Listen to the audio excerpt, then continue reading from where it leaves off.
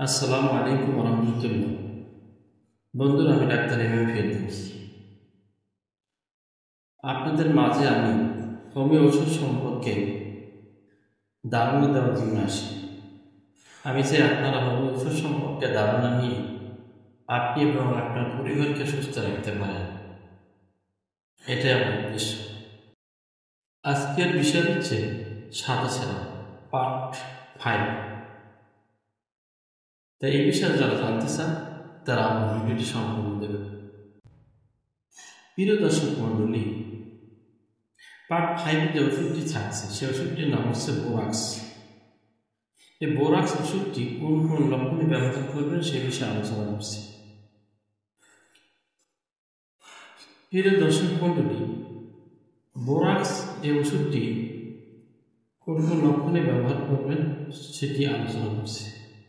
আর সাদা সেরা ব্যবহার একটি রোগ, এই রোগটি কোনো নারীর হলে সে শুকিয়ে যাবে, তার সাথে কথা বলতে পারবেন না, ভালো কথা বললেও খারাপ বা চিন্তা ভাবনা করবে, মেজাজ খিটখিটে থাকবে, ভালো কথা বলে সে মানতে চাবে না, এমনকি প্রেম বিনিময় করলেও সে এটাকে খারাপের দিকে নেবে, তার মেজাজটা খুব গরম, মাথা গরম, কোনো কথাই তার কাছে, কোনো কাজ, কোনো কথা তার কাছে ভালো লাগবে না।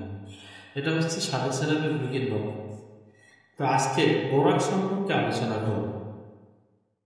প্রিয় দর্শক মণ্ডলী, এই বোরাক্স এই ওষুধটি 200 পাউন্ড নেবেন। এই বোরাক্স ওষুধটি 200 পাউন্ড নেবেন। এটি কোন কোন লক্ষণে ব্যবহার করবেন সেটি সম্পর্কে আলোচনা করছি।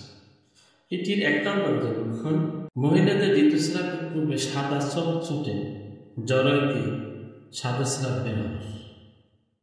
এক্ষেত্রে আপনারা বোরাক্স ব্যবহার করবেন।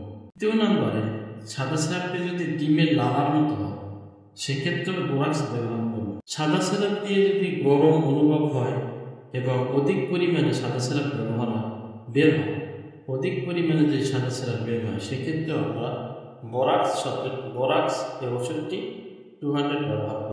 এমনকি স্রাব যদি গড়াইয়ে পড়ে পুরো পর্যন্ত যায়, পায়ের গলা পর্যন্ত যায়, এরকম অবস্থাও যদি হয় সেক্ষেত্রে আপনারা সাদা স্রাব যদি গড়াইয়ে পড়ে সেক্ষেত্রে আপনারা এই বোরাক্স ওষুধটি ব্যবহার করবেন।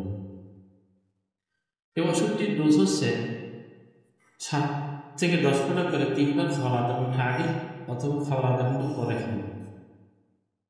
ছোটরা 5 ফোঁটা করে 3 বার খাওয়ার আধা ঘন্টা আগে অথবা খাওয়ার আধা ঘন্টা পরে খাবেন।